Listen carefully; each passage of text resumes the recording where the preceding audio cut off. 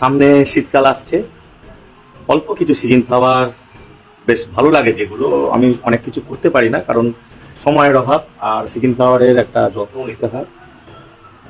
তাই জন্য কিছু পিটুনিয়া লাগাবো বলে ঠিক করেছি।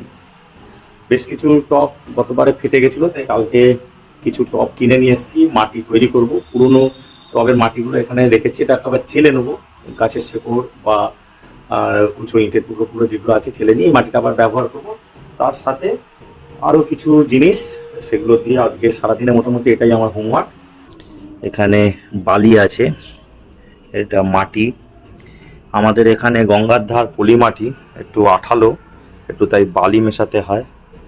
আর এগুলো নানা রকম সার, এটা একটা মিক্সড সার, একদম রেডিমেড পাওয়া যায়। আর এটা একটা ভার্মি কম্পোস্ট, আর এটা মিক্সড সার, তার সাথে নিমখোল, হাড়ের গুঁড়ো, এগুলো সব রয়েছে।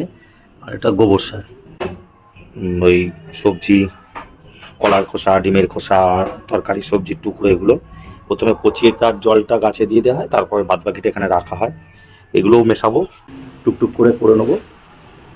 চলুন তাহলে মাটিটা রেডি করে ফেলা যাক।